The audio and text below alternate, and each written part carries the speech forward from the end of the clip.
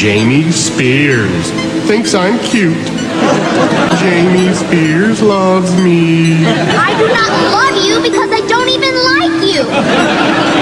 Jamie Spears. She's pregnant. She's having a child. She just reported it to OK Magazine. You got to think about that mother in this situation. Apparently, Jamie Lynn hadn't even told Brittany yet.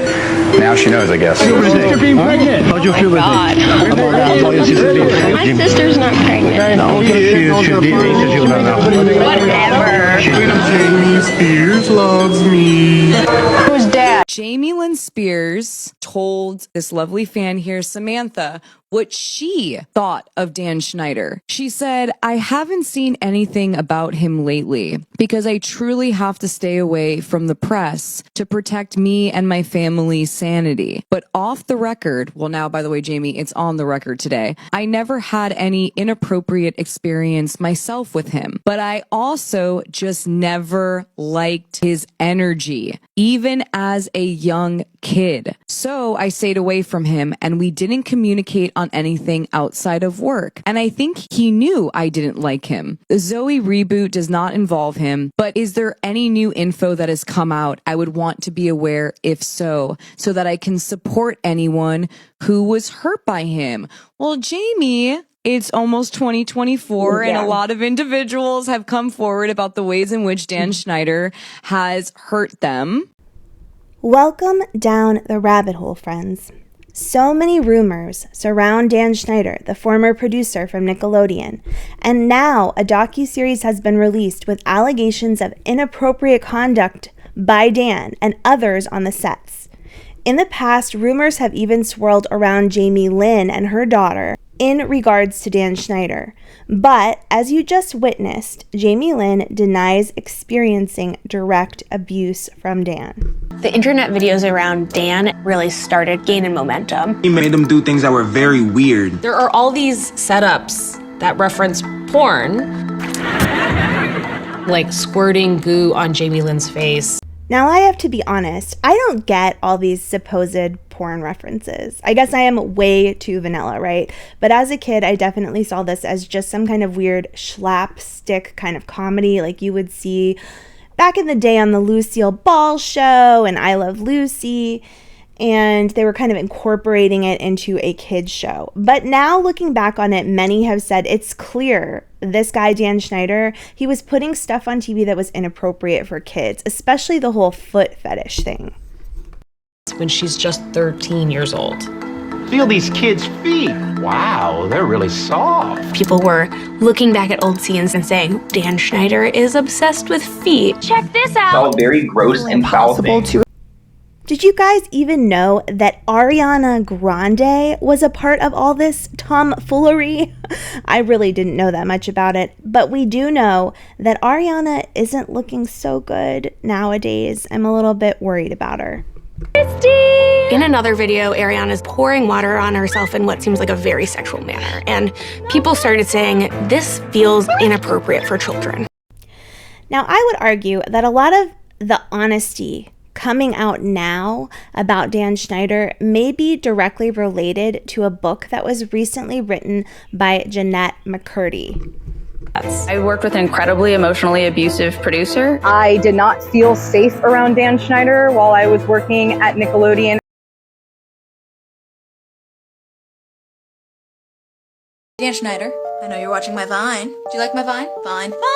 Look what you've done to me. Hey, Dan Schneider, I know you're watching my Vine. Do you like my Vine? A lot of abuse that happens. I mean, even talking about it now, my face gets hot. You know, he'd say things like, you would work at Yogurtland if you didn't work for me. And he would just scream. Jeanette's experience gets a lot worse on Sam and Cat. Okay, so Jeanette McCurdy was a young Nickelodeon starlet who recently wrote a book called I'm Glad My Mother Died. And the book is all about her really negative relationship with her mom, who she claims pushed her into stardom at a really young age and enforced all of these horrible standards upon her that ended up giving her like an eating disorder, causing her a lot of anxiety. And in the book, she talks extensively about her negative time at Nickelodeon. And Dan Schneider was a big part of that. And this is happening at the same time Jeanette's mom dies. She took less than a week break from filming.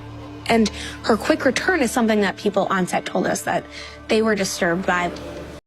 So one of the interesting things about Jennette McCurdy is she's one of the only people who refused to sign a non-disclosure agreement with Nickelodeon when she left. So she's been able to come out and write a very honest book about her experience, and it's called I'm Glad My Mother Died. She's going to read an excerpt of it here for us in which she's talking about Dan Schneider. Wait, they're canceling the show? I say, unable to hide my glee. Yep, we knew you'd be excited, Agent number 1 says. Best part is, Agent number 2 starts in, pausing for dramatic effect. I swear agents are the best performers. They're offering you $300,000. I pause. This doesn't sound right to me. Why? Manager number 2 chimes in. I can tell he feels intimidated by the rest of the men, so by the time he finally chimes in, whatever he says spills out rapidly as if he's been prepping himself to say it, working up the confidence while the others have been talking. We'll think of it like a thank you gift, he blurts out in one mushed-together phrase. He lets out a sigh of relief after he spits it out, like he's done his part and now he doesn't have to speak again for the rest of the call. A thank you gift? I'm suspicious. Yeah, a thank you gift, manager number 1 repeats. They're giving you $300,000, and the only thing they want you to do is never talk publicly about your experience at Nickelodeon, specifically related to the creator. No, I say immediately and instinctively. A long pause. No? Agent number 3 finally asks. Hell no. It's free money, manager number 1 offers. No, it's not. This isn't free money. This feels to me like hush money. A strained silence. One of them clears their throat. Through the years, I've slowly learned that the entertainment business is one where what's being said is rarely what's being talked about. This way of operating not only disagrees with me, but seems genuinely impossible for me to adapt to. Everyone else seems so able to position things discreetly and choreograph their phrasing so that the heartbeat of what's being said is delicately danced around. But what winds up happening is that I usually just don't understand what's being talked about and have to ask outright. There are occasional times, however, where I do get exactly what's happening, like this time right now. And in these instances, instead of asking outright what's going on, I'll just say it. The results vary. Sometimes it's laughter, sometimes it's discomfort. This time it's discomfort. Well, I wouldn't think of it that way if I were you, manager number 1 says with a nervous laugh. That's what it is, though. I'm not taking hush money. Well, okay, if you're sure, agent number 1 or number 2 says. Their voices are indiscernible. And with that, they all hang up. Click, click, click, until I'm the only one left on the conference call line. I hang up too and sit on the edge of my bed. What the fuck? Nickelodeon is offering me $300,000 in hush money to not talk publicly about my experience on the show? My personal experience of the creator's abuse? This is a network with shows made for children. Shouldn't they have some sort of moral compass? Shouldn't they at least try to report to some sort of ethical standard? I lean back against the headboard of my bed and cross my legs out in front of me. I extend my arms behind my head and rest them there in a gesture of pride. Who else would have the moral strength? I just turned down $300,000. Wait. I just turned down $300,000. That's a lot of money. Now, when it comes to Jennette McCurdy, she also worked with Ariana Grande on the set of Nickelodeon with Dan Schneider. Now, Ariana has publicly denied that there's any problems with Dan, but she's also under that non-disclosure agreement, and we do see some ongoing issues happening with Ariana. Who knows where they're coming from? But here's some interesting footage from back in the day. Lie down. I'm thirsty.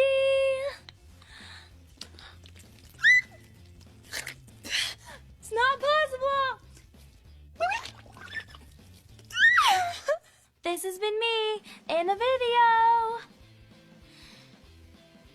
Come on, give up the juice. And here comes some really weird video from Dan Schneider's old YouTube channel on which he would post behind the scenes videos of the kids on the set, like Ariana talking. He would ask them questions. It often felt forced and weird. These videos made me so nervous. Why? Hey, everyone, say your name and get something. It's just a little hand pop. Because you never know when you're doing it. Little man, I'm like, what? You don't. You never know. This better not be on the tube when I get home. I would not put this on the tube. This on the tube? Why would I lose my mind? You know what's going to happen if I put this on YouTube. What? Did you have You know. Hey. Hi. Hi, what's going on here? Why are you sitting on the floor of the set? Because we are. They are. Did you just bark? No. I drink water upside down. Now, to me, these interactions look obviously uncomfortable for the young teenage girls involved in these videos. And it's like Dan doesn't get the hint at all, or he doesn't care. I wanted to talk about this really disturbing video that was on Dan Schneider's YouTube channel that I just don't feel like people talk about enough. Okay, now we're going to talk about another player in this game who isn't really brought up in the docuseries very much, but her name is Victoria Justice. Victoria Justice was another young teenage girl who was a starlet for Nickelodeon, and she was appearing on a show called Victorious. What you need to know about it is that Ariana Grande also appeared on the show. And what has been said since then is that there was clear favoritism towards Ariana from Dan Schneider, and that Ariana was really good at sucking up, quote unquote, to Dan Schneider and having a positive relationship with him, whereas people like Victoria were more like keeping him at arm's length, a distance away from them, like making it clear that they were uncomfortable, and that in the end, Ariana's career really ended up taking off. She really climbed the ladder, and people who didn't play the game with Dan, they weren't able to manage that kind of success. It wasn't featured in the documentary, and I don't believe it's on his YouTube channel anymore, but I just want y'all to see for yourselves. All right, let's watch.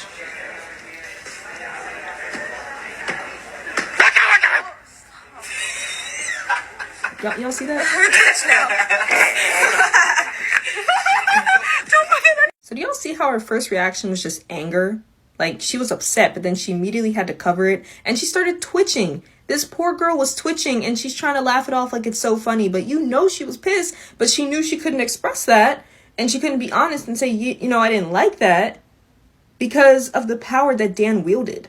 Y'all, I always felt bad for this poor girl. I always felt bad for Victoria Justice. I just never understood the barrage of hate that this girl got, you know, after Victorious, you know, all the drama with Ariana Grande. And I remember I even did a video like breaking down all the drama a few years ago. And I just always felt bad for Victoria. Not gonna lie, I'm really curious to hear Victoria's story, but she's of no obligation to disclose her story if she doesn't want to. I just feel like her and probably the rest of the cast of Victorious are probably under that NDA that Jennette McCurdy refused to sign. If y'all remember, Jennette McCurdy said that she was offered an NDA and she did not sign it. She turned it down. And I just... So, the thought process is that Jennette McCurdy is the only one who's really free to speak out, and that a lot of these other kids may have more information, additional behind-the-scenes allegations, and yet they would not be able to speak about it due to their lifelong NDA with Nickelodeon Studios. At a Nickelodeon shows, parents are like not really around. It was like, the kid is the star. In more ways than one, Nickelodeon shows made it like the world revolved around the two young starlets in the middle of whatever show was going on. It's usually two of them. They're young and they're beautiful. Sometimes there's some boys involved as well, and we will hear more about that as time goes on. Sometimes parents are so dumb. Nickelodeon wasn't there to educate you. But these kids are given the center role, and their lives are enormous. They'll have big, beautiful bedrooms. Parents are rarely ever involved, and they don't really solve real life problems. We were there to have fun, to get slimed, to be entertained. I was slimed more times than I care to tell you about. It's more like they're just doing what every kid wishes they could do, and living a life most real kids could only dream of. And this is when Dan Schneider arrives. Dan Schneider was also living an incredibly crazy, blessed life, all right? This guy climbed his way to the top and started making millions. He had power, he had fame. He also was clearly surrounding himself with young women. I wanted to make a show for Nickelodeon, and I wanted to do sketch comedy because no one had ever really done sketch comedy starring kids for kids. At the beginning, So Dan himself is a former young actor. Back in the day, in the 70s and 80s, he had a small role on a show, and he was the big guy. He was the nerdy big guy. That was his role. But he goes on to become a writer, and he becomes really popular on the Nickelodeon scene when he starts writing and producing shows for All That, which was kind of like a kid's Saturday Night Live type of show. On All That, he would inspire you to get whatever it was that you needed to get it done, you know? But we were kids, and they were long days. You know, some would say that he was trying to push them towards greatness. So in addition to all the somewhat salacious claims about what could have been going on with Dan, there are kids and also adults on the show who are making claims in this documentary that Dan really pushed people to an extreme. He did not take into consideration the fact that these are children, the majority of them, and also whenever anyone had a major life occurrence, like for example when Jeanette McCurdy's mother died, he expected them to be right back on set and completing the work as he needed it done. But there's also another side. A lot of these kids in the entertainment industry are vulnerable. The power balance between a child and an adult is so striking already. And not only that, but to be honest, a lot of these children did not have parental figures who were being appropriate and protecting them the way that they should have been protected. So now they're being put on a professional stage with a professional crew, and Dan is part of that supposed professional environment, and yet he's using and abusing them, allegedly. What really made me feel the most uncomfortable were the leotards. I mean, I was just a growing boy. So even something as simple as the costume design on stage, right? It's not something that we think about, but as a professional company, you know, getting paid hundreds of thousands of dollars to do these shows, making a lot of money off of it, they could have been taking into account the emotional needs of the children on the set. And this docuseries really brings to the foreground that nobody was taking care of these kids. These kids were a commodity to be used on scene. Katrina's getting too fat. We already have a fat one. She can't be the fat one. Also, major heavy competition between these children to stay on the show, to get the part, to get onto the next show, to become the next best thing. And the adults around them were feeding into it, Dan Schneider most definitely included. But like I said before, we've got their parents and we've got other people on the set really pushing, be the best. You know, you wanna do this, right? If you wanna do it, then sometimes you just have to make some sacrifices. But these are kids, ultimately. Over the 90s, Dan's star is rising at Nickelodeon, but what takes him to the next level is when he discovers Amanda Bynes. Okay, this is what I've been saying. Amanda Bynes comes in and takes everything to the next level. Not only Dan Schneider, but she takes Nickelodeon Studios, the All That show. Just everyone around her gets sucked in to this whirlwind, this tornado of creativity and comedy she just has spewing out of this tiny body. She's a small child, but she is the next big comedian to come on stage. She has so much talent, great timing. Everybody loves her, and she does an amazing job on All That and eventually gets her own show. Of course, Dan Schneider is there all along, planning, producing, making it all happen, and it just elevates his star even further. There would be times where Amanda would just be missing. And a lot of times we would just hear that she would be with Dan, pitching ideas and writing. Okay, so obviously we don't know for sure what happened between Dan and Amanda. We know that right now, 15 years later, Amanda is in a very hard place. She just got out of her conservatorship. She continues to struggle with mental health issues and substance abuse issues as well. And she's kind of looking for a purpose. She actually has a podcast right now, which has turned out to be incredibly weird, like everything else she's been doing lately. And we'll go over that more later on in this series. But for now, we just want to put out there, people were noticing that things were just weird for Amanda. If Dan wasn't being inappropriate with her on any kind of a sexual level, it does seem to hold true that there were inappropriate expectations placed upon her, inappropriate ways of being taken away from the rest of the cast, and maybe being told she was a genius and then sitting in with all the writers and doing whatever. But she was gone. She disappeared, and she was with Dan. Working for Dan was like being in an abusive relationship. Okay, so now at the end of episode 1, we have these adult female writers coming in to talk about how working for Dan Schneider was absolutely horrific. He didn't think women were funny. He said women can't write funny. He challenged us to name a funny female writer. Okay, so Dan Schneider was really being an ass to these ladies, and he was married, by the way. But yeah, he just basically treated them badly, act like they could never be as good as he was. And he specifically targeted the 2 female writers that he had on the show. And he was not one to open his show up, open his writing staff up, and really be inclusive of females. So the women on this episode speak out against that. I still think it probably, I hate to, it's comparing apples and oranges, I'm sure, but like at least they were adults, whereas there are young female children on this studio stage who are having to deal with Dan, and I can't imagine what kind of level of horrific, issues they really had to come across. So in addition to being a female, you're also a child working with this nutcase. He came up with the name Penelope Taint. The taint is the part of the body that's between the penis and the anus. Is that skin there? That's the taint. Yeah, so this is pretty gross. On the Amanda show, there was a character named Penelope Taint. And this is the female writer here from the show letting us know that Dan Schneider is the one who came up with the character. He named the character, and everyone was aware that the last name was supposed to be dirty. And obviously, like, that's pretty inappropriate for a children's TV show.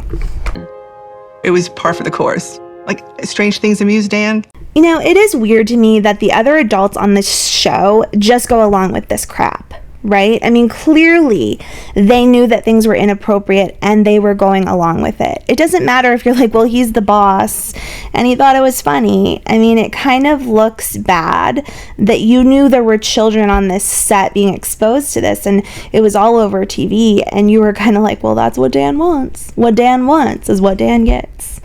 Everybody kind of plays a role in allowing this type of climate to exist. And certainly the people who were in charge of Dan, the bosses who should have been aware of what was going on, they needed to step in and really stop some of this idiocracy. Wanted Dan to like you because if he didn't, he was mean to you. So now Dan has got the Amanda show, and he is a big deal because it has taken off, and it was a very well written, well produced, well acted out show. But the other kids on the show are now vying for a spot to kind of be, they knew that Amanda was the star, but they wanted Dan to give them the next spinoff. And once again, they've created an atmosphere of competition. The kids also complained about Dan being very volatile, choosing favorites, and not being nice to people if they got on his bad side. Of course, as a parent, you want to speak up, but then I just didn't want Raquel to face any backlash. And on top of all of this, we have the parents who are there, the ones that are actively involved and trying to protect their kids. They're saying, look, even on the set, you could tell, you have to be careful. You don't want to cause problems for your own child by speaking up and speaking out against Dan Schneider. I definitely saw Amanda being very close physically with Dan. Again, Amanda Bynes had a very weird relationship with Dan Schneider. I'm not saying that it was sexual. I'm saying that it was probably inappropriate. I don't think that she needed to be spending so much time with the guy that's 30, 40 years older than her. And it probably has affected her in many ways to this day. Both did things that were uncomfortable. Dan was showing pornography on his computer screen. He'd asked me several times to massage him in the writer's room and in the studio. And now the adult female writers are also letting us know that Dan was being very inappropriate with them. He was watching pornography in the writer's room. Now, if he's willing to do that in front of the adults when people are around and they know what's going on, it really scares me as to what he was capable of doing when there weren't a bunch of adults around, for sure. The female writers also complained that he would ask them to give him massages. I can't even believe, people get away with that kind of stuff. But again, it makes me more and more concerned for the children Dan was allowed to be around. And all the men were standing, and Dan was behind his desk, and he said, okay, pitch your idea. I pitched my idea, and he said, didn't you used to do phone sex? Just like that, So we end episode 1 with this woman, this female writer, letting us know that Dan was treating her like crap, being totally inappropriate. We hear and see some of this here in these clips. But essentially, by the end of all of it, this female writer turned around and filed a lawsuit against Dan Schneider and ended up heading to court. So she's trying to make some kind of real change in what Dan is allowed to do on set while he's working for Nickelodeon. All right, so that is it for episode 1. I hope that all of you will join me again tomorrow as we dive into episodes 2 and 3 and take a look at what other players in the Nickelodeon scene have to say about all of these horrible shenanigans.